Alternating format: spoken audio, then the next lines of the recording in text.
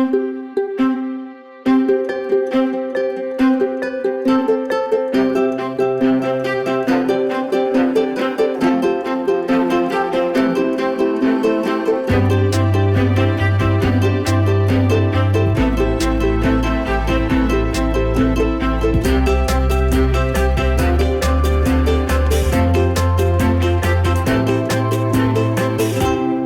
I'm David Gittings. I'm the Training and Development Manager here at Darwin. I've been in recruitment for 6 years, and over that time I've been involved in both the recruitment side but also the training side.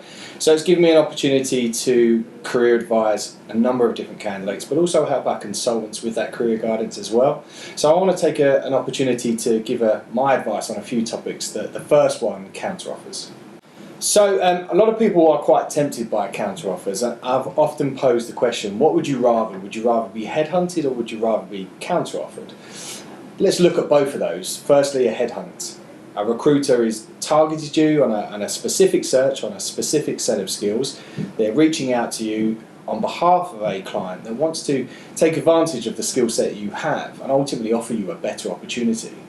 A counter offer is you walking into your current employer, putting them under pressure by saying, look, I'm looking to leave, I'd like to find a new opportunity, this is a crisis situation. So, the statistics show, should you accept a counteroffer? Well, commonly the answer would be no. I think most people are tempted by a counteroffer purely because it's easy, it's an easy option. You've created a situation where you potentially are going to get a little bit more money. Let's look at it. You're comfortable in your work environment, you've got your colleagues around you, you know the environment, you know what you're doing on a day-to-day, and obviously that change can be quite nerve-wracking for some people.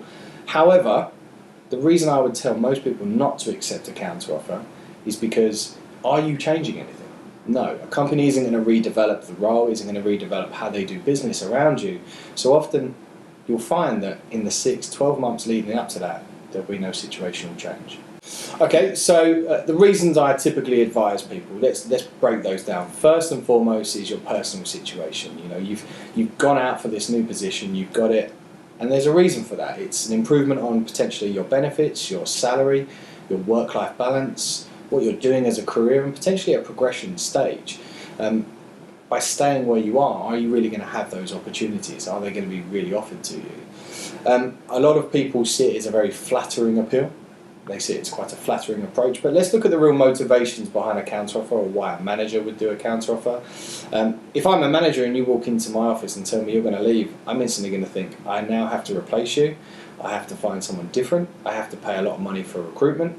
My boss is going to actually question what I'm doing in the business and why my team's now looking to leave. So there's actually a lot of reasons that a HR department or a manager would choose to counteroffer that aren't really specific to what you want, they're specific to what they want. So actually it's their individual needs that are driving the counteroffer, not what you want.